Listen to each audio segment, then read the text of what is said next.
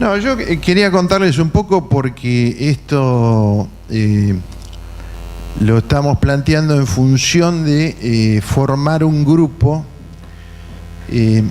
dedicado a algunas cuestiones de economía agraria de Argentina y Uruguay. Le digo por qué, bueno, este trabajo es una muestra de los trabajos que se puede hacer en materia de estructura agraria de estos dos países que junto con Brasil constituyen, digamos, la potencia agropecuaria de América Latina, ¿no es cierto? El origen de este tipo de trabajo tiene que ver con que digamos, veamos una parte de la economía sobre la cual, digamos, no se profundiza adecuadamente, no se profundiza a un nivel de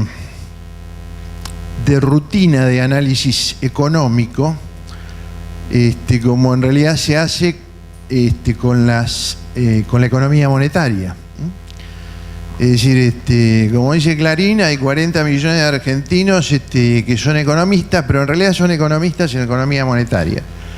Es decir, no se habla del sector productivo y sobre todo de un sector productivo muy estratégico, muy crítico, que es el sector agropecuario, que es fundamento de las exportaciones. Es decir, fundamento dicho en términos contables, de la generación de fondos de este país. Generación de fondos que continuamente está amenazada por los pagos de la deuda externa. Detrás de esa generación de fondos hay un sector productivo que, como he dicho, comparte muchos problemas del mismo tipo con Uruguay y con Brasil. Es decir, Uruguay, a pesar de ser más chico, es un eslabón importante en ese bloque agroexportador de estos tres países, y sobre todo, digamos, yo les voy a hacer una impresión absolutamente subjetiva y que nadie la repita fuera de la General Paz, que es que Uruguay, en función de que es un país chico que tiene como producción fundamental esa la agropecuaria, tiene una profundidad en materia de análisis del sector y en materia de políticas agrarias mayor y mejor que el nuestro. Pero eso no lo dije. Bueno,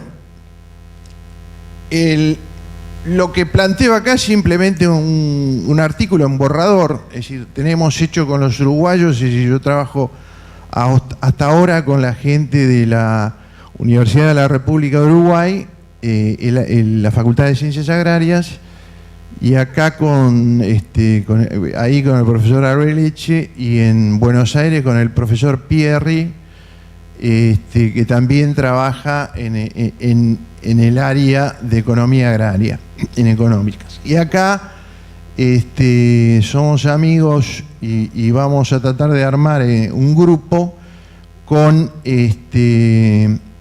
Ricardo Arzubi y Patricia Gioia, con los cuales ya hemos hecho alguna actividad acá en económicas.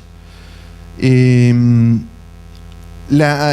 tema entonces pasa justamente por comparar estructuras agrarias de estos dos países. Nos gustaría también incursionar en Brasil, pero es un laburo de dimensiones gigantescas. Igualmente hay una serie de referencias al caso brasileño muy válidas y obligadas, pero básicamente se trata de eso, se trata de ver las políticas públicas agrarias en Uruguay, sobre una estructura agraria típica bastante parecida a la nuestra, menor y diferente en distintos sentidos, pero que donde hay una política diferenciada, aun cuando la estructura agraria sea parecida, una política diferenciada con respecto a la nuestra. Bueno, en este caso, este es un caso donde se está analizando el caso, es decir, este caso lo estamos desarrollando, falta incluir acá justamente el caso uruguayo. Yo tengo otro artículo que en realidad sería el que tendría que haber puesto acá, pero es del caso de lechería argentina y uruguaya. En otro momento ese otro artículo se los paso, pero el caso de la ganadería justamente es una comprobación de los problemas que tiene la política pública agraria en nuestro país, donde sobre ese gráfico que ustedes ven ahí, es decir, evidentemente un país para ser productor, para abastecer el consumo, para abastecer exportaciones, debe tener un stock ganadero importante. Y en el análisis histórico que tenemos ahí, vemos que a partir de, o digamos, hasta 2005-2006, este país logra recomponer, digamos que está en un pico de 57, 58 millones de cabezas de ganado, hasta esa época, 2005-2006, y ahí se produce una caída importante a partir del 2007 más o menos, creo que antes, una caída importante que termina en forma grave en el 2011, en este cuadrito, y de la cual, es decir, pasamos de tener como 58 millones de cabezas a tener 47 millones de cabezas. Varios de ustedes, es decir, que tienen idea de las LELIC, la LEVAC y qué sé yo, porque eso se transmite todos los días en los diarios, se les hace más complicado absorber la importancia de este dato. Pues la importancia de este dato es que esa caída es desastrosa. Es una caída de 10 millones de cabezas que implica un 20% del stock bovino, lo cual lógicamente, como de ahí sale la producción de carne y la exportación y también sale el abastecimiento del consumo, lógicamente va a generar bajas exportaciones y va a generar una baja en el consumo. Sin embargo, digamos, esto no es un tema central para muchos, es un tema central para el sector, cuando en realidad debiera ser un tema central para muchos. Es decir, este tipo de cosas planteadas en un escenario como el de Uruguay sería un desastre nacional, es decir, sería motivo de gravísimas discusiones a nivel político. Acá tienen la serie, pero es más difícil leerla, y acá tienen, digamos, la razón por la cual se generó ese desastre, ese retroceso, esa caída en las existencias ganaderas, que es la política de control de precios de la etapa, digamos, de Guillermo Moreno, que generó un problema, es decir, generó la posibilidad de bajar los precios al consumidor a partir del año 2006 a través del cierre de las exportaciones durante 180 días en el 2006 y después la regulación, es decir, la posibilidad de exportar únicamente bajo permiso del gobierno. Entonces, eso posibilitó esto que se ve ahí, que es una caída de los precios de la hacienda de Liniers en dólares corrientes, y que por una cosa típica de la ganadería, que es el ciclo ganadero, resulta que cuando vos bajás excesivamente los precios, como en este caso, lo que ocurre es que el productor tiende a descartar, despojarse de sus excesos de existencias ganaderas. Y después se da la situación que al despojarse de parte de sus excesos de existencia ganadera, se está despojando de hembras, es decir, se está despojando de la capacidad de reproducción de sus existencias ganaderas, y eso después, digamos, llega a un punto mínimo, y en consecuencia vos no tenés terneros, y si no tenés terneros, no tenés novillos, no tenés oferta posteriormente en el mercado. Y lo que ocurre es cuando vos dejás de tener oferta, tenés una suba automática de los precios, que es lo que se verifica a partir de 2010 y de 2011. Es decir, el ciclo ganadero tiene una etapa de liquidación cuando vos forzaste la baja de precios, como en este caso, y después tenés una etapa de retención para recomponer las existencias ganaderas, con lo cual te quedás sin oferta al público y sin oferta para exportar. Y en consecuencia se te van los precios para arriba solitos automáticamente. Bueno, entonces, como te quedaste sin stock ganadero suficiente, ahí ustedes ven que a partir del 2010 y hasta el 2017 no logramos recomponer las exportaciones de carne de vacuna. Es decir, estamos hablando de 8 años para abajo, es decir, 8 años sin poder llegar a una recomposición suficiente del stock ganadero. Bueno, como cambian las políticas a partir del 2015, ahí efectivamente empieza a recomponer más fuerte las existencias ganaderas, y llegamos, ven, recién en el 2018 a recomponer los niveles de exportaciones. Bueno, esto es bueno, acá ustedes ven otra cosa, que es la importancia del sector en materia de tonelaje exportado, y que ven que el gran stock ganadero que se había logrado tener hasta 2005-2006 permitió altos niveles de exportaciones de carne de vacuna, y recién ahí, la segunda línea, en el 2018 estamos logrando recomponer las exportaciones. Muy bien, esto es, como yo les decía antes, una muestra de lo que estamos haciendo en materia de carne de vacuna, en materia de lechería, en materia de soja y otros granos.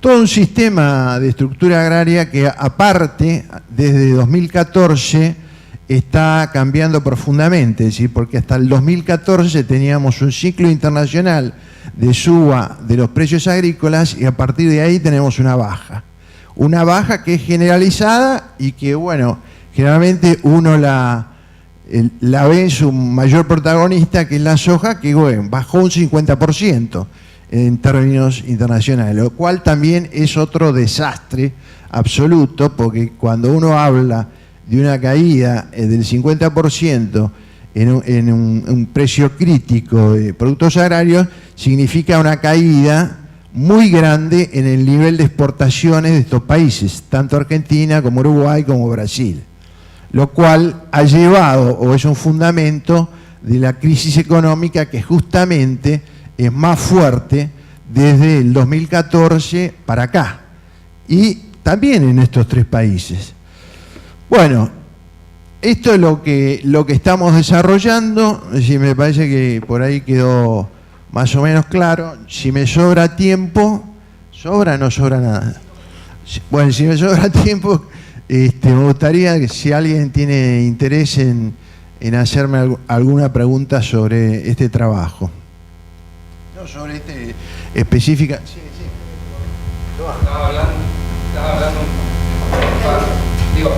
Estás hablando en parte de la baja en la faena, digamos,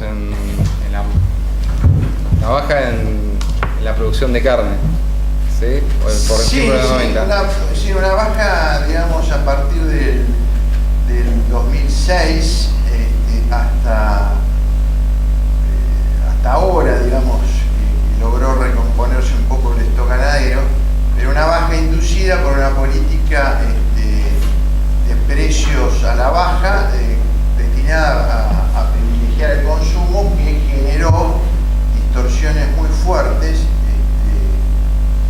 entra como posibilidad la posibilidad de que se haya extendido la frontera de la soja y que haya sido mucho más No.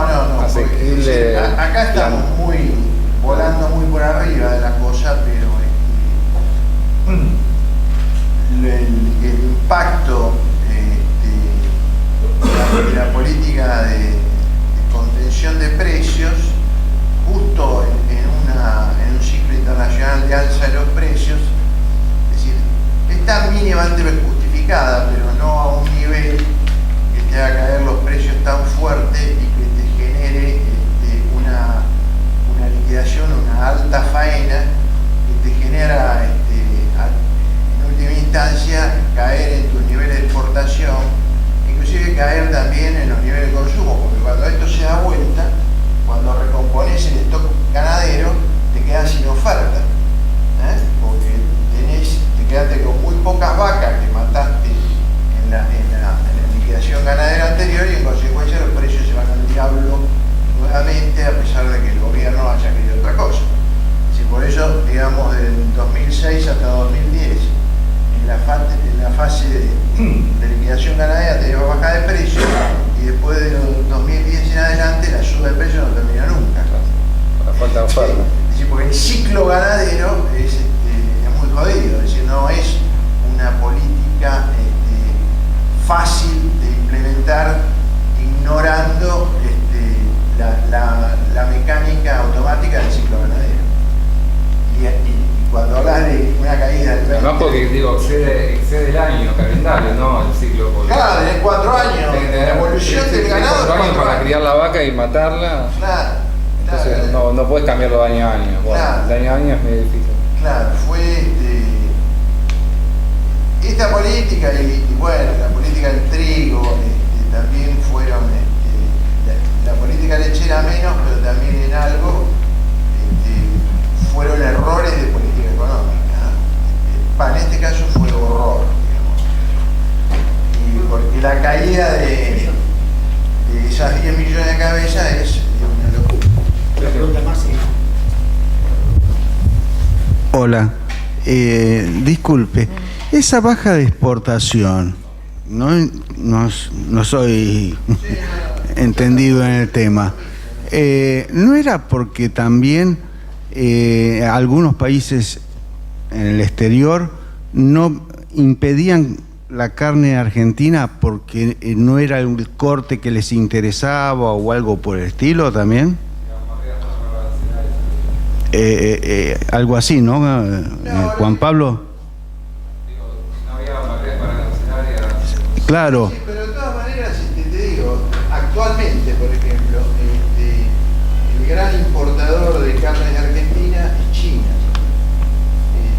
Pero desde los años 90, que vos tenés tanto en China como en Rusia, como en varios países, con la levantada de crecimiento económico de esos países, tenés una demanda creciente en productos agrarios, a lo cual se suma en los últimos años, a partir del 2003-2004, una expansión monetaria internacional que te eleva la demanda de estos productos, eleva su precio y hace posible una gran ganancia, una gran acumulación de reservas en base a estas exportaciones agropecuarias.